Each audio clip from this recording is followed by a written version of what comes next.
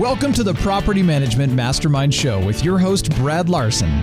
Brad owns one of the fastest growing property management companies in San Antonio, Texas. This podcast is for property managers by property managers. You'll hear from industry-leading professionals on best practices, new ideas, success stories, and lessons learned.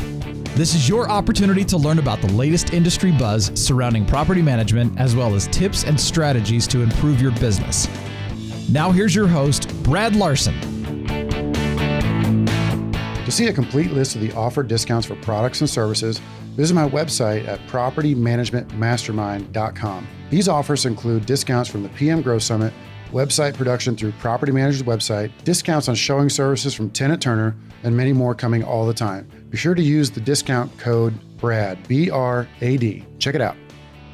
Hello, everyone. In today's episode, I have Scott Brady joining me. And what we're going to be talking about are some dynamic things that Scott's doing in his marketplace in California that's kind of outside the norm. It was really interesting to hear him talk about some of these things because it's not the generic thinking of property management, which is really cool. He's doing things a little bit differently, but thinking outside the box to generate revenue streams for his business. And it all coincides together. So it's really cool to hear him describe it and bring it all together to show you how it works. And I asked him some good questions in there to drive that as well. So also I'd like to make a couple announcements. First off, on our Property Management Mastermind website and on our Property Management Productions website, we're going to have a couple new tabs. One is where we're going to be highlighting all the seminars and conferences going around. And that's going to be nationwide, international, kind of getting us as a property management community to look outside the box, looking at other conferences that we could be attending that could heighten our education, not just the normal conferences we've all kind of seen, but different ones through National Association of Realtors, through LPMA, through, you're going to have different, like Rich Dad, Poor Dad. You might have some Tony Robbins in there. I'm really expanding that list to give us a broad spectrum of what's out there. In addition to Scott's seminars are going to be posted there as well. So anytime he has a speaking engagement, we'll update that. Lastly, I want to talk to everybody about our new listserv. We created a Property Management Mastermind listserv, and that's on Google. It's going to be on our website. If you want to learn how to join that, you can do that. Just go to our website to visit it. But that's going to be a no holds barred, gloves coming off type of a listserv to where anything goes. You can post pretty much anything. You can talk about anything. And that's going to be a wide open discussion where there is no restrictions that we might have on other listservs. That's going to give you an alternative place to kind of get ideas, share ideas, and see what else is out there. So definitely check that out. And let's have a listen to Scott. And welcome to another edition of the Property Management Mastermind Show. In today's episode, I have Scott Brady coming to us from California. And without trying to steal a lot of his thunder, I'm just going to turn it right over to Scott and give us a quick intro of who you are, what you do. So my name is Scott Brady, and I own Progressive Property Management. And we're a property management company in Southern California. And I have my market area is Orange County, Los Angeles, and Riverside. Been in property management for about 6 years. Been in real estate for over 20 years, and got in property management for a lot of reasons. I think many of your people who are participating in this do, is I was looking for stable income and a way to ride out any recession and not fear recessions, but actually embrace them. And so that's why I got into property management. Yeah, one of the main reasons I'm having you on the show is you've got some dynamic ideas, and a lot of people want to hear about that. So you recently spoke at the NARPM Orlando conference. I think you were probably bum rushed after that presentation with lots of questions and, hey, can we talk later? Can I buy you a coffee and stuff like that? So clearly it was a hit because you had some original ideas. And so part of this conversation, we want to dive into some of those to kind of get a better feel for them and see what might be out there that everybody could apply and some of the concepts that are unique to you as far as what you're doing in the Cali market. Sure. Well, when I got into property management, I did know about NARPM. I certainly didn't know about your website. And so I had to do everything sort of by the school of hard knocks. And when I was talking to local property management companies, I didn't want their growth rate. 20 years, 200 doors, mom and pop, super local. I just didn't have enough years left in my life to do that. So I wanted to think a little bit bigger. So I struggled the first few years, and my pivot point was when I didn't even know that 80% of people manage their own properties. And in my market area, you're talking over 1 million people who self-manage. Wow. And so I had opportunity since I was new to property management that I could completely change my company. So I was only 2 or 3 years in. So that's when I changed my company so that all of our marketing, all of our operations, our entire organization of the company is to attract self-managing investment property owners, or SMIPOs. The SMIPOs, yeah. And so I thought that was the blue ocean. I didn't want to fight with other property management companies over big investors. I thought this was a good market. And I think California, and I've talked to you about this, we're quickly becoming a renter state. Many more rentals and we're at 53% owner occupied rates now as a state, soon to dip under 50. So I tried a few years ago, not just our marketing message, which is definitely geared towards SMIPOs, but also the infrastructure. And one of the biggest things I do that's a little different, I let realtors do property management in my company. And then I actually sell them the doors to manage. In our marketplace, realtors, we have way too many realtors chasing too few deals. In my association with 15,000, half won't do a single deal this year. So I thought I had a good distribution network there with realtors. I just had to give them I had to get them doors to manage. And so that became my marketing challenge. And so we use, of course, multiple different marketing channels to accomplish that. Direct mail, we use Geek, we use Google, we use 4.5, and of course we use local landlord seminars. And that's been very successful for me, all those channels. Yeah, we're going to touch on all that, but let's back up a little bit, because this is one of those things that's like, you've heard of the concept of a points of distribution, the pod technique. Yeah. You've heard of licensing, and you've also heard of franchising. Well, this is kind of a hybrid from all three. You're not running the risk of trying to sell some sort of franchise, because that's huge. The disclosure requirements from the FCC are ginormous. I mean, literally looking at a franchise book, 3 inches thick. Yeah. The licensing gets a little bit more complicated, but you have to provide a lot of support to justify licensing your concept, licensing your brand to another person. And then what you have is kind of like the perfect little mix. It's not necessarily a point of distribution, because doing that, you're providing you're carrying all the overhead, right? So what you're doing is eliminating all the overhead carry and going straight to the licensed realtors and talking turkey with them, saying, all right, you do this, you do this, you do this, you get compensated this. So this is where we really want to dive into you as far as what those are and why this is a good thing for a licensed realtor 50 miles south of your office. Yeah, because we have found that whether we like it or not, property management is still a hyper-local business. You can't be in Anaheim and manage a property that's an hour away in Monrovia. Just the consumer won't cotton to that. So by having local realtors be the boots on the ground, if you will, but have centralized operations, we accomplish a lot basically. And of course, I also get the real estate income as well from them. And I find that there are a lot of benefits to the system. One is the higher level of customer service. These agents who are managing, my agents who manage 30, 40, or 50 doors, that's a fraction of their time during the month. They can provide a higher level of customer service. And I still do have my office, my main office, we manage about 350 doors here. And I have 2 property managers. And I think we do a good job, but I think these agents do a better job of providing the better customer service because there are fewer doors to manage. Yeah, that's kind of a flip of what we do, because I've had this conversation before. We run a portfolio management system, and to where my portfolio managers are vested with earning 20% of the management revenue. So if I collect $100 a month per home, for example, just nice round easy math, they get paid 20, but their interests are also aligned with the owner. And this is where, it's the in between the lines ballgame stuff that really gets people a good service. Is once owners, SMIPOs, some people call them FURBOs, format by owners, basically the reluctant landlords, the everyday people, once they understand that our portfolio managers and your realtors are on the exact same page, they want the home rented, they want a good tenant, they don't want a lot of headaches with maintenance, they don't want a difficult tenant, they want the home to be clean, they want renewals. And so if that tenant leaves, they want the home to be able to turn around again. So everybody's got the same agenda. One of the things that you may have that we don't have is a leasing fee. And so that leasing fee could be incentive for that agent to lease that home quickly and to potentially keep it leased.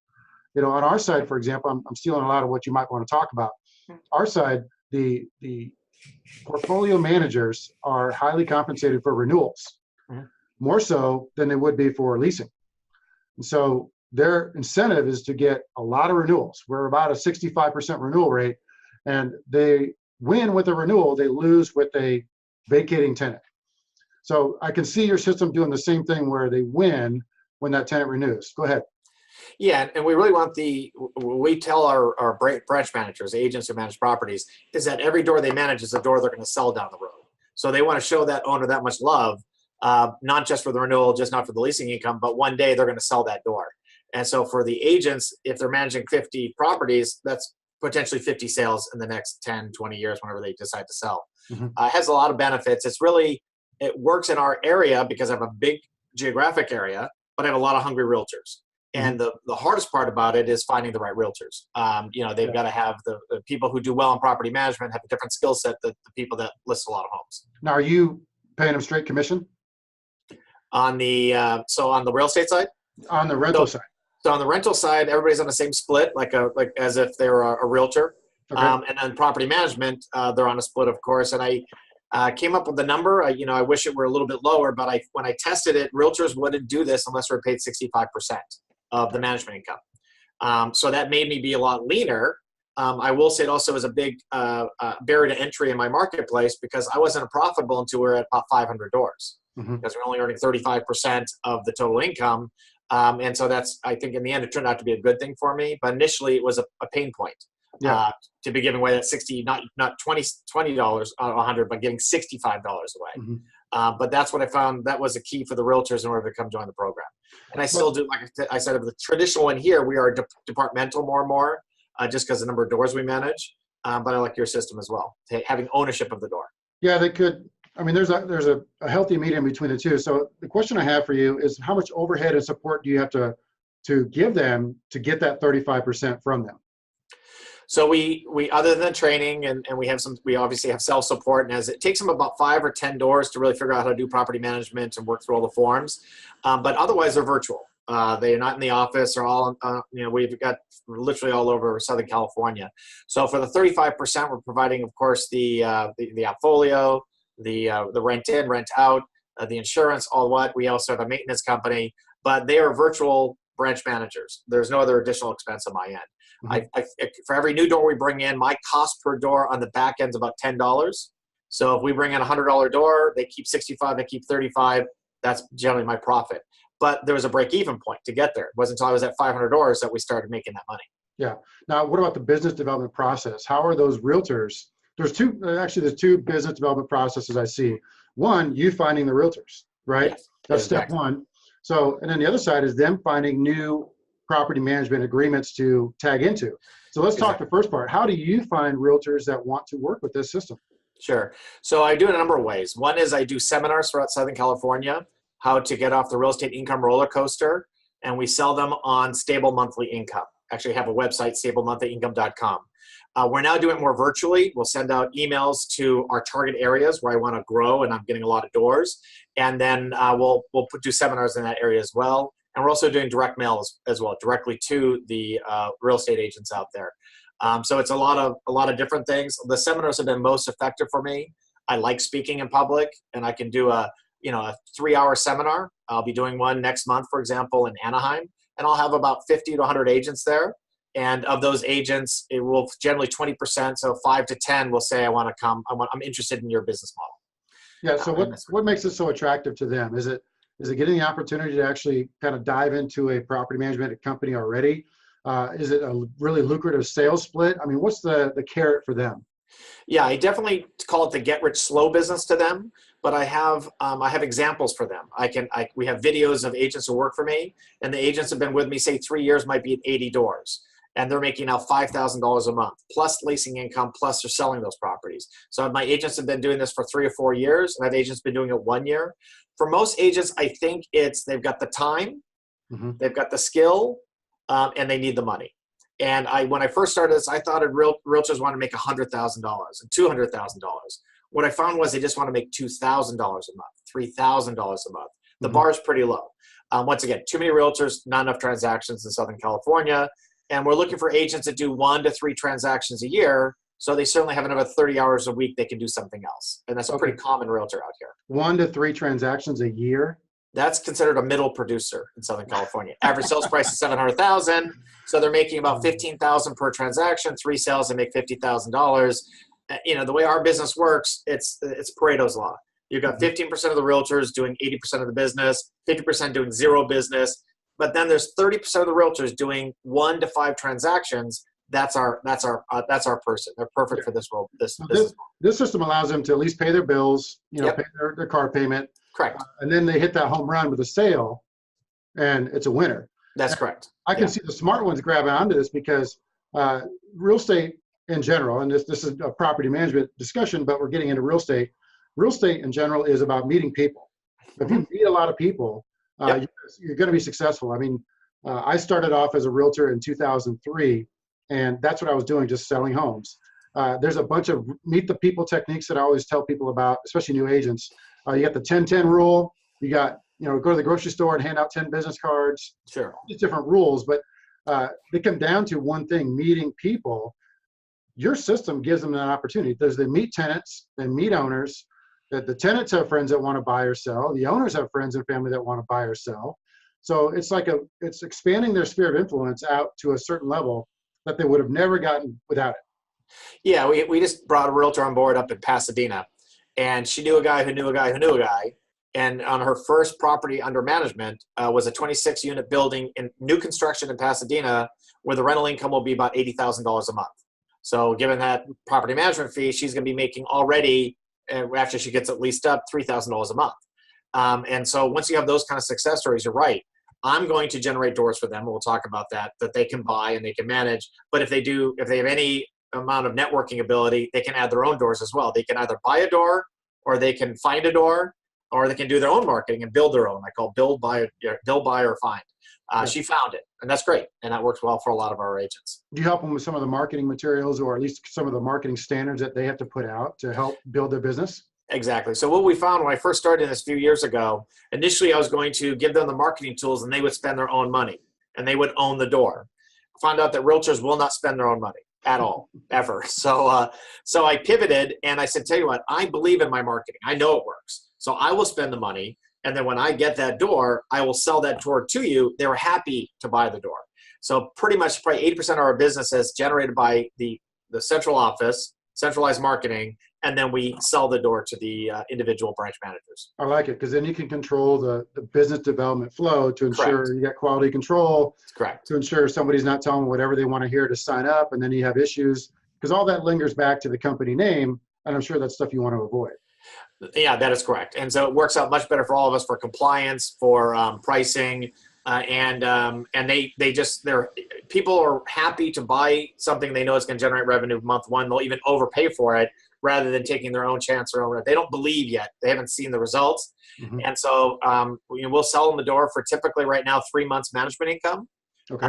And then we have an onboarding fee. And then if they ever leave the business, I have the right to buy those doors back and I pay them 6 months management fee. Okay. That's for their efforts they put into it. So in the end, if they ever leave, I mean, I see this, nobody's ever left yet, but if one of my branch managers were to leave, then I can either bring those doors, I can start a bricks and mortar in that area if I want to create an office there, or I can find another realtor who wants to take over that business. Yeah. So one of the things that we put in place when we did the portfolio model was we put the portfolio managers on a very bad split. So it's 30 to them, 70 to the house, to the management company.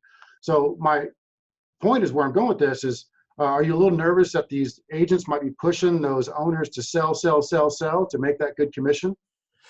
So we send a letter out to the owners 90 days before the lease is up, and we go through their sell versus lease option. We always tell them you should keep the property. I haven't found that. So far, we don't have a lot of sales right now of our properties. That might change in the future, but I haven't seen that. I haven't seen it's hard to convince an owner to sell if they don't want to sell. Typically, They're selling here because it's owned by mom. Mom passes away. Kids get it. They sell it because they want to divide up the proceeds.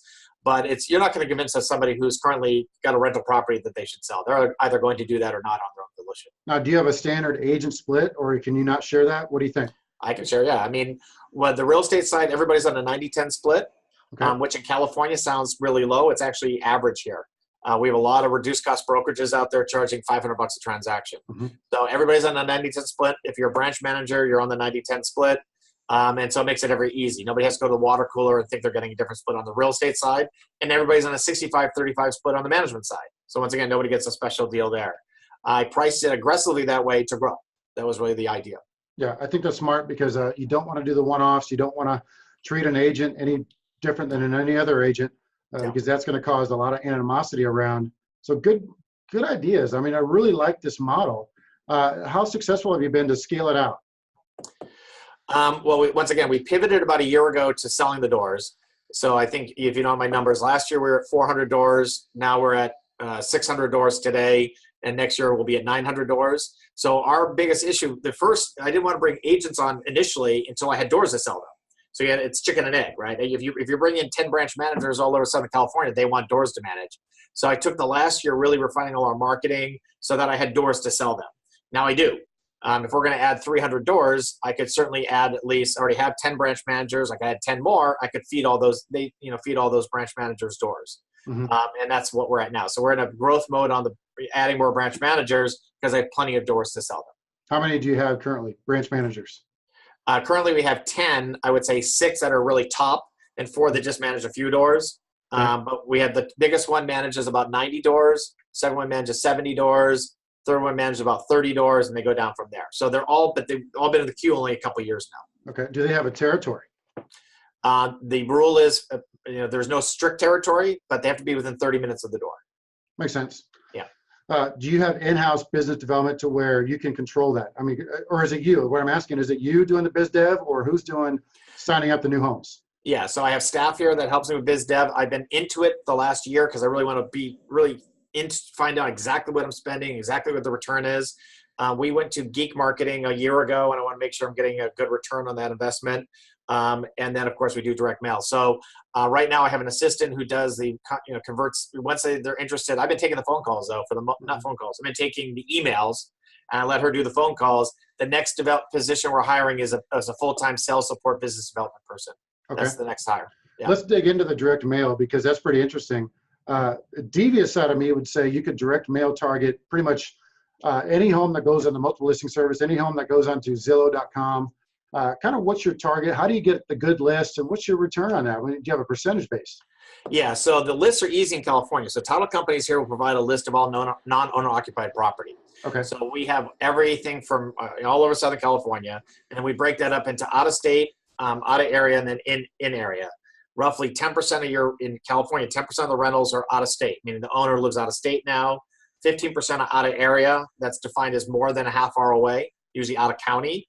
And then the last group, so you have still about 75% that they live in the same county the property is a rental. That's the typical one. They rent out their house and move a few blocks away.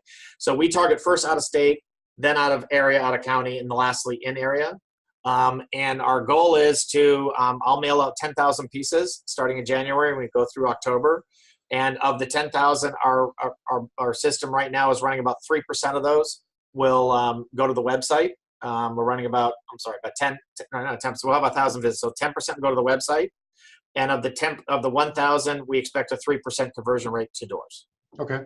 Have you thought of digging one layer deeper? Because you have a list of addresses, you have a list of names. Yep. Have you ever thought of going private detective and trying to reach these folks either on Facebook or LinkedIn or via phone or text or an email? Have you tried to go that far? Yeah, I have not gone that far to call them up blindly. What we find with direct mail is that they may get a piece 2 years ago in a February, but they don't have a pain point right until 2 years later. So they have a good staying power.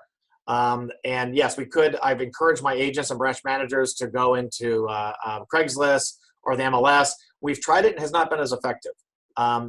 Because I do so much volume, the per cost piece for me runs about 40 cents a piece to mail out. So it costs me $4,000. And if I can generate 20 doors out of that and I sell those doors, it's zero-sum marketing to me. In the end, my ultimate goal on the marketing side is I spend 15 and I sell 30 doors and I get back 15 and it costs me nothing to do the marketing. That's pretty interesting, because not a lot of people are having success with direct mail. Yeah. And so you've had, how long, 1 year, 2 year, 3 year success so far with this? I've been doing direct mail probably for 5 years. Okay. But really when I pivoted the company to go after, I call it the 4 pillars. So transparency, price, customer service, and value propositions, right? So when I started putting that direct mail, we started getting a better response. Because ultimately, owners stop managing their own properties because their time isn't worth it anymore. It's just taking too much time. They don't have the skill set, or they're too far away. And so our marketing has really drilled that down. Also, we'll put our menu of services up. We'll put This new marketing piece, we'll talk about the renter state, the coming California renter state, put a little fear into them. I think in California in particular, there's just no shortage of business. And how do you reach people out of state? Facebook's a little tougher. They don't Facebook. They're not listening to radio if they're in Utah. So direct mail is a great way to reach the people who most need property management, which is out of state, out of county. I love it. No other way to reach them. Yeah. Love it. Love it. I'm going to throw you a curveball. Sure. So what's the coolest implementation you've done in the last 6 months to a year?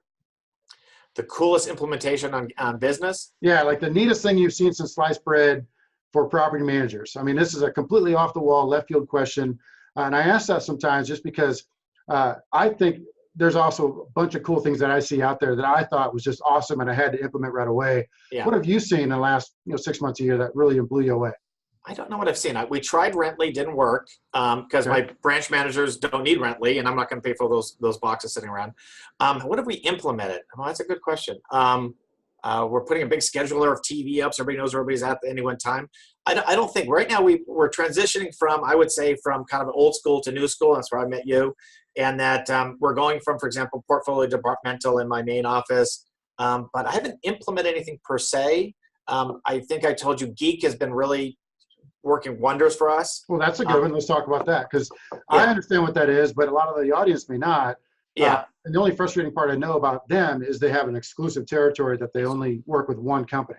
Yeah, and so Geek, I heard about Geek probably through NARPM, and they didn't have anybody in my market area because my market area is so big, and nobody wanted leads from both Roland Heights to San Clemente. Didn't make sense. So because of my business model, where I am all over Southern California, it was a good match.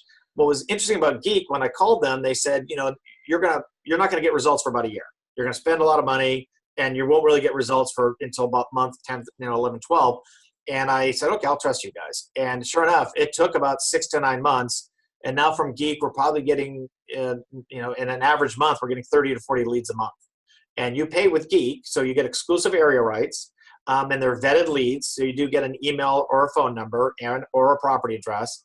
And you pay $100 per lead. So it puts a burden on you to convert those leads. You're spending the money regardless, right? So if we get 30 leads, that's $3,000. I'm going to make sure we convert at least 20% of those leads. And that's been something we have implemented the last six to 9 months. Yeah, that's interesting. You mentioned also the rent lease side.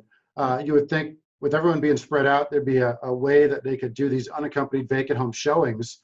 That would be one of the things we've implemented in the last 6 months is we went to Tenant Turner and we implemented this whole unaccompanied vacant home showings. And to date, this last week, here we are at the end of December 2017, we've rented out 15 homes through the unaccompanied vacant home showing system, signed lease agreements, saving us 15 leasing fees that we had to pay out. So in different markets, that means different things. Our leasing fee is small, but what if you're 1 month's rent leasing fee? Yes. Right? I mean, a lot of markets are that. So think of saving that, once a quarter, 4 times a year. That's significant money. So that's really interesting to see that progress, and we're tracking it pretty hard. Yeah, and Rently could work for my main office where I want but what we found with the branch managers who are managing anywhere from 10 to 90 doors, they don't mind showing the property, meeting the tenants. That's a higher level of service they're giving to the owners, and the owners actually appreciate that. My main office is more appealing to me, but I do have a leasing specialist here, and they're on a 50-50 split. So in the end, if I lease 100 properties here in my main office, and that we do charge 35% of the first month's rent as a tenant acquisition fee, we double ended 80% of the time. So we're making about $600 per lease, whatever that number is. So we'll do about $60,000 in leasing income, and I split that 50-50. They're happy, and it works out well for me. Good. So let's shift gears once more. I want to hear more about your other revenue streams that you have planned. You and I've had some conversations before. You mentioned title. So that might be more of a California thing that may not translate to a lot of the parts of the country, but let's talk a bit about the title stuff you got cooking. Yeah, so property management for me is more or less a break even. I pour everything back into the marketing. I'm spending about 20% of gross revenue on marketing. Next year, I tend to do the same thing. So if we go from $60,000 a month to $100,000 a month, I'm just going to pour that back into marketing and sell those doors back. I have a real estate company. That's one of the benefits of this whole system. So we have about right now 40 agents that work for us. We're going to add this year about 30 agents. We'll be at 70 agents total, 10 of whom will be branch managers, 20 of whom will not. And they're all in the same split. I have a sales manager for that part of the business.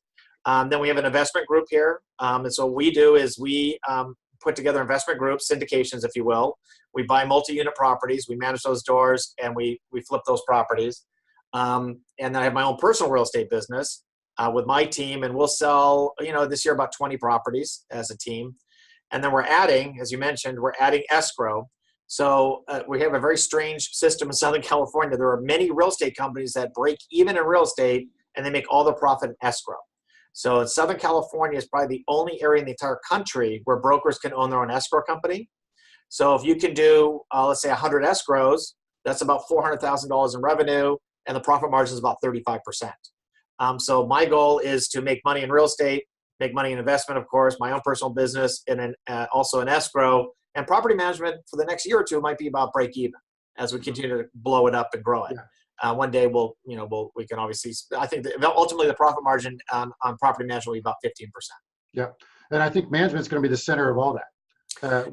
We talked about this before. You have real estate to the left, you have syndications to the right, you have escrow going front and back. I mean, everything is going to be centered around property management. And I want you to talk more about the syndications, because that's an animal that not a lot of us know about as far as any sort of syndication in the single family home space. Some of us have heard about the syndications in the multifamily. You got the Grant Cardones out there blowing it up. Jet setters are flying all over, super cool. But they're doing $10 million, $20 million deals. Yeah, no. What about the small single family home syndications? Can you speak to some of that? Yeah, so the biggest barrier to people want to invest in real estate in Southern California, particularly multi-unit, but they don't have the down payment. An 8-unit building here is going to be about $200,000 a door, $1.6 million, and you're going to have to put down, if it's underperforming, the rents aren't to market rent, you're going to have to put down $500,000-$600,000. People don't have that money.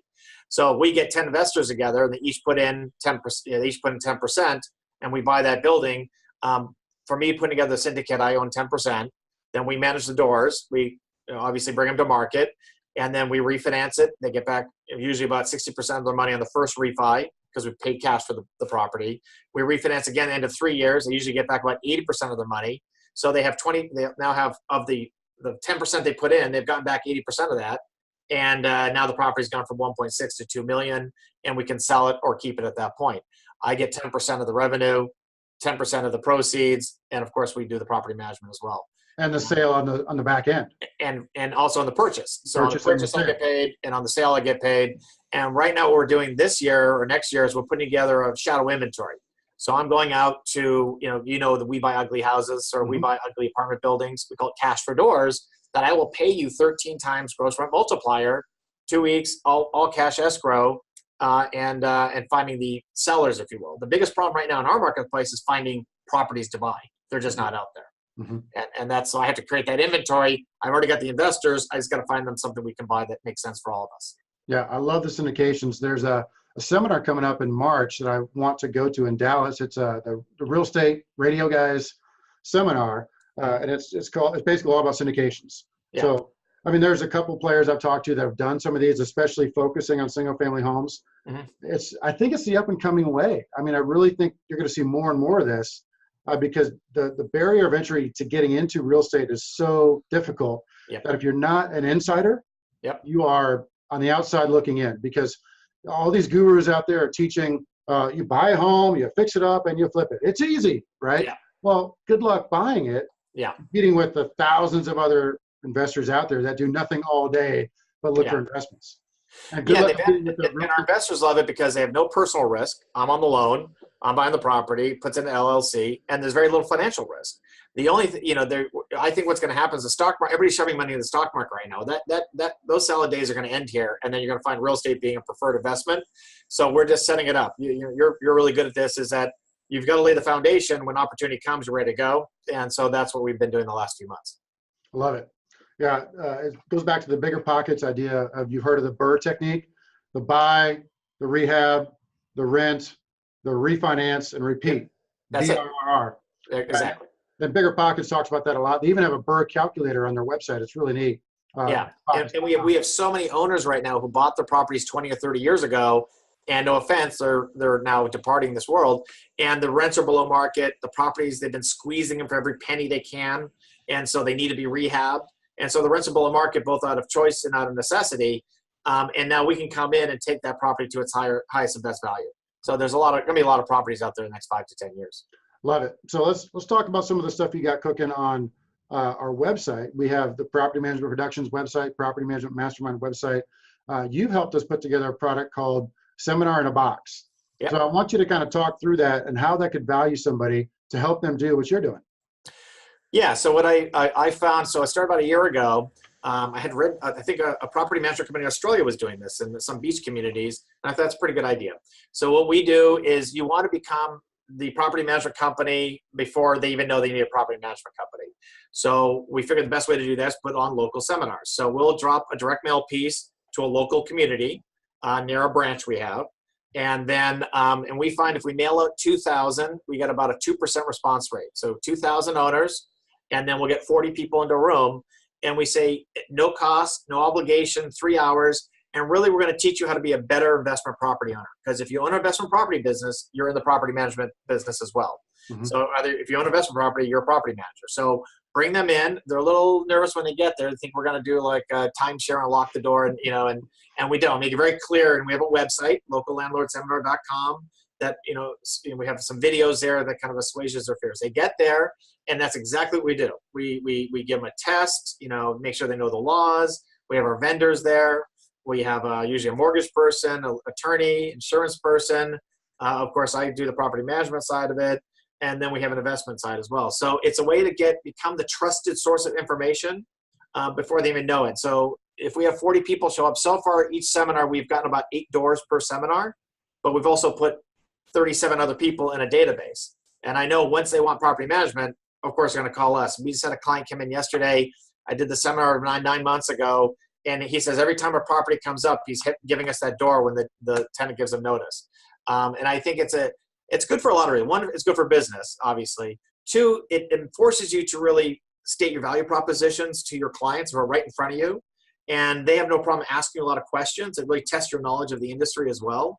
Every time we do this, they come out and they say it was like the best experience of their life. They're so happy they went. And they got so much great information. The key is to give them all the information, not to hold back.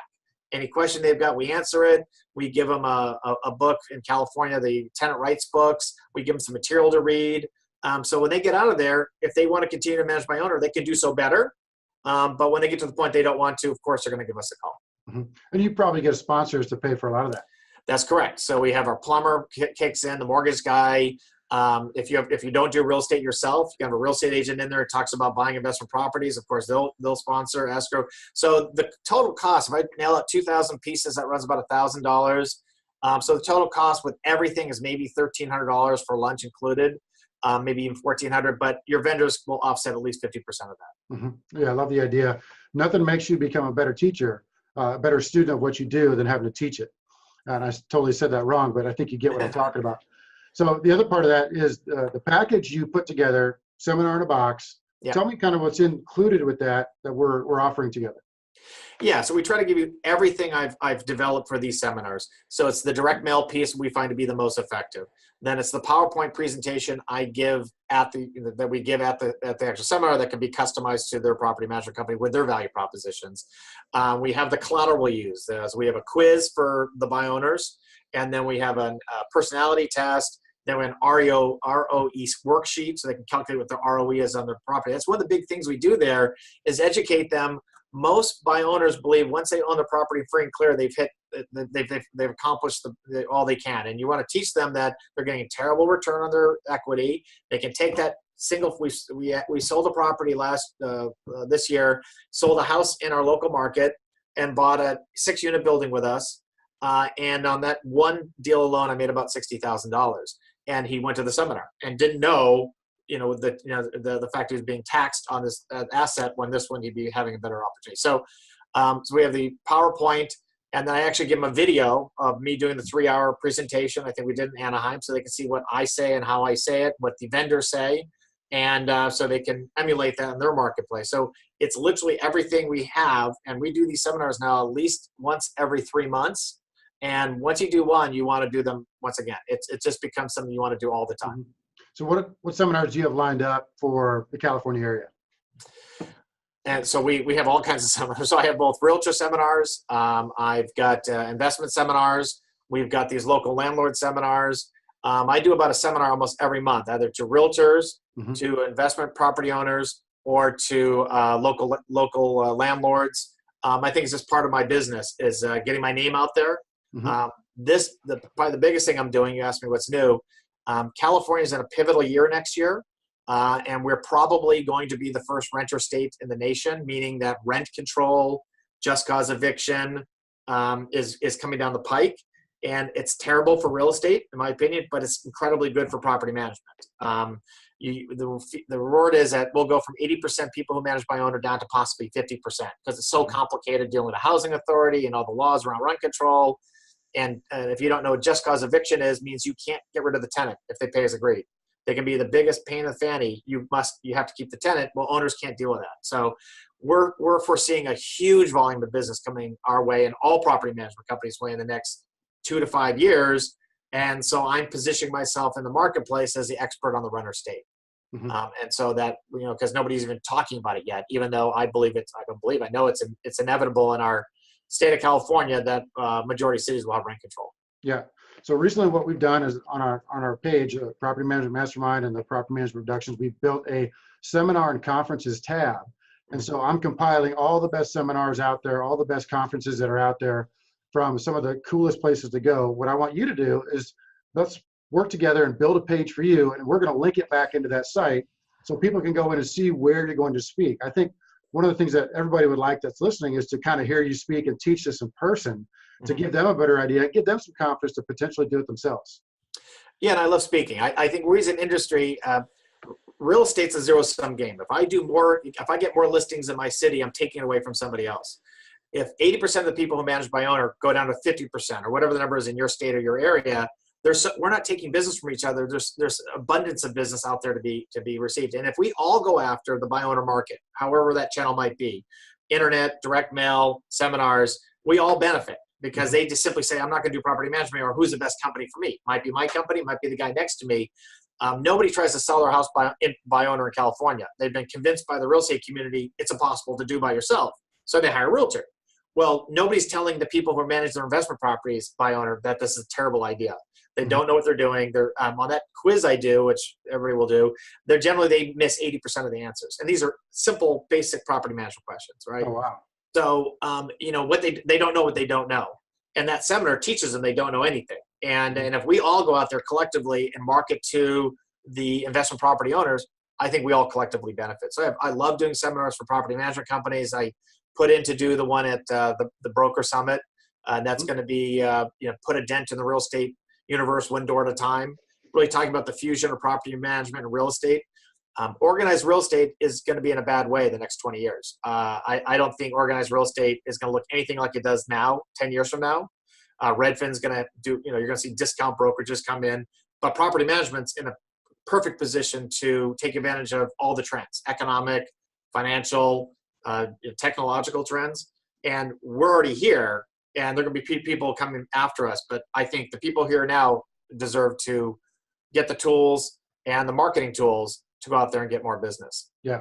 I'm excited to hear you speak at the Broker Owner Conference. That'll be neat because I think that's going to be well received. You got a lot of fun ideas that really get people thinking.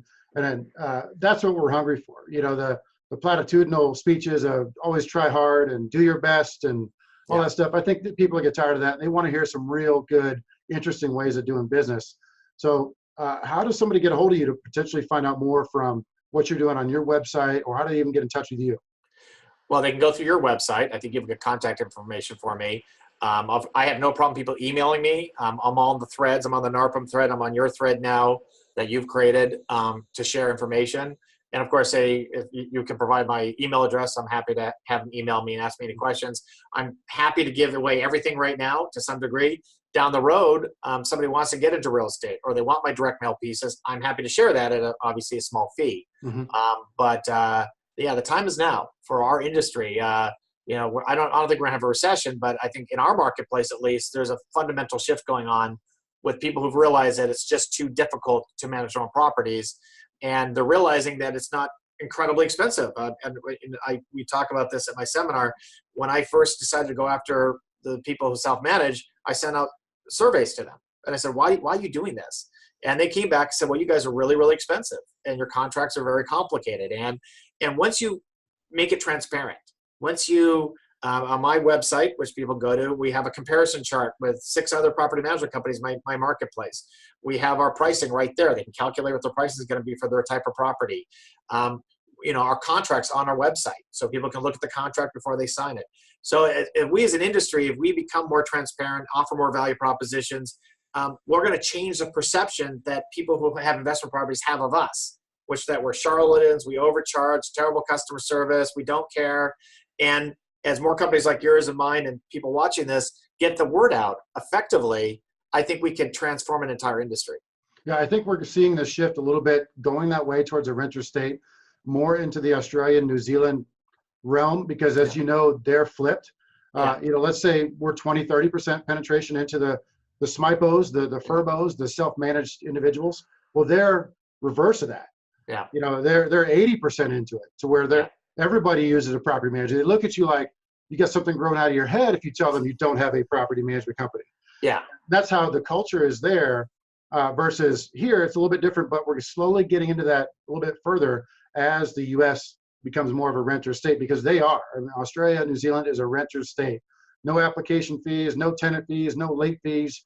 Evicting somebody is nearly impossible. So they have exactly where California potentially could be going already. And that's where you see the full penetration going into it, to where property managers are treated like executives. They're treated like very well-respected banking individuals that are asset managers, not kind of the dregs of real estate. They're treated as such because they are taking care of a very expensive piece of, well, let's call it an asset that people want to be taken care of, and they get paid for it. And I've noticed a fundamental shift. I'm on the board of California Association of Realtors, and it used to be that property management was a redhead stepchild in the real estate company. No resources, no funding, no nothing. And what I find is that real estate companies have an incredibly difficult time getting into the property management business. They want immediate results. They want 500 doors in 5 days. They don't want to lose any money. They don't want to make any investment into it, because that's how real estate works. You can open a real estate office tomorrow, have 20 realtors, and you're making money month one. And I go to these conferences, and now they have envy that I have stable income, that and that our growth rate's so big. A number I use in Orange County, there are 300,000 rentals. And in the next 5 years, if these trends continue, there'll be 100,000 new properties that need to become under management. 100,000 properties. There aren't enough property management companies in Orange County to absorb 100,000 properties. And that's how big the growth is. And that word's getting out to real estate companies. So they're buying property management companies. But in my market area, there really isn't one big property management company. It's mom and pop, small little cities. So there's an opportunity for me with my business model to cover the entire city. And rather than adding 5 doors and having difficulty absorbing those doors, we can add 30, 40, 50 doors a month, because I have a big enough distribution network to do that. Yeah, you do. And that's what we're doing. And I think the renter state, renter nation thing is absolutely going to happen. We're taking away the tax benefits of buying in California. And if you take away appreciation, because there's, I think what you'll see is property taxes are going to go up pretty soon. And then you take away the lack of security for a tenant. So now a tenant can be in a rental for the rest of life if they want to. We become a renter state. And then real estate is going to be a very small margin business. Too many realtors chasing too many brokerages chasing too many realtors chasing too few deals, where property management will be there aren't enough property management companies to absorb all the properties that need to be managed. I'd rather be on that side than the other side. I'd rather be on both sides. I think you want to be in both real estate and property management and escrow for me and investment properties, because when we sell our company one day, if we ever sell our company, they look at all our streams of income, not just the doors we manage. Yeah, I think it's going to increase the multiple as well down that road. But for you and I, that's forever. We'll give it to our kids and let them run it. Exactly. So this has been a fantastic episode. I really like what we had an opportunity to talk about. Very intriguing stuff. Gets me thinking. So I really like the Seminar in a Box product that we put together. Highly recommend people go to my website. And I'll put the show notes out there where they can go find it. That's basically a turnkey system for them to just buy it, put it into action, and start doing these seminars, because you spend a lot of time on it and it's value packed. So I highly encourage people to look at that. And then we're going to see you at the Broker Owner Conference speaking on stage. That's correct? I don't know. I put my speech out there. I don't know if we're going to get it selected or not. I hope so. I'd love to.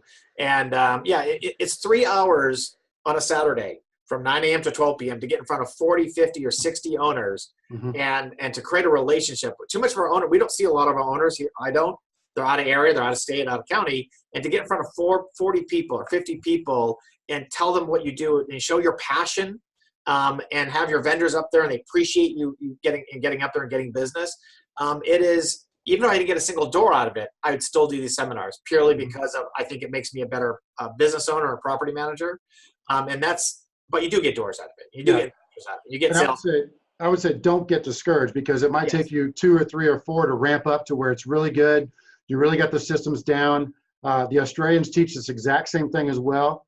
So great stuff. I'm really happy we did this episode. And I'll put more information out there for everybody to get in touch with you. And let's hope we see you on stage here at the Broker Owner. You got it. All right. Okay. Thanks, Scott. Appreciate your time. Take care, man. This has been a podcast episode by PropertyManagementProductions.com. Be sure to subscribe to our podcast, leave us feedback, and come back for our next episode.